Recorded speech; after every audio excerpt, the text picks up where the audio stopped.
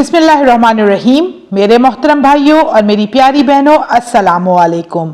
अगर आपके घर में कोई परेशानी है या बेबरकती है या आप किसी से शादी के ख्वाहिशमंद हैं और बीच में रुकावट आ रही है या घर में हर वक्त लड़ाई झगड़ा रहता है, यानी ये वजीफा जो आज मैं आपको बताने जा रही हूँ, ये जिस मकसद के लिए भी आप इस वजीफे को करेंगे, इंशाअल्लाह आपका मकसद फौरन हल हो जाएगा। अगर कोई बंदिश और नजरे बद है तो भी इस वजीफे को कर सकते हैं। हर तरफ से परेशानी ने घेरा हुआ है और कोई हल नजर नहीं आ रहा तो भी इस वजीफे को जरूर करें। हर एक मकसद का हल इस वजीफे में है। बस यकीन कामिल के साथ अगर आपने इस वजीफे को कर लिया तो अल्लाह पाक आपकी तमाम मुश्किलात को हल फरमाएगा। ये वजीफा बुजुर्गान दीन का आजमाया हुआ है। आप इसको एक दफा आजमा कर देखें। एक बात याद रखें, वजीफा भी तब असर करता है जब हम नमाज की पाबंदी करते हैं। अगर नमाज नहीं पढ़ेंगे और सिर्फ ये वजीफा करेंगे तो ये बात लिखवा लें, कभी अपने मकसद में कामयाबी हासिल नहीं होगी।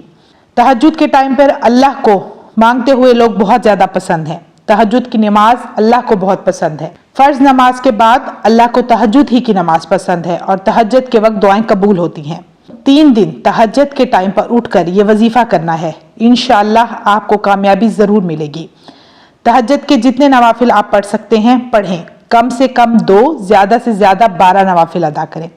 इसके बाद मुसल्ले पर बैठकर 3 बार दरूद इब्राहिमी पढ़ें। इसके बाद 313 मरतबा आयत करीमा ला इलाहा इल्ला अंता सुब्हानका इन्नी कुन्तु मिनज़ ज़ालिमीन, इलाही तेरे सिवा कोई माबूद नहीं, तू पाक है, बेशक मैं जालिमों में हो गया। आखिर में 3 बार दरूद इब्राहिमी पढ़ लें और पढ़ते हुए मकसद को दिल में रखें, लेकिन मकसद जायज़ होना चाहिए, नियत खालिस होनी चाहिए।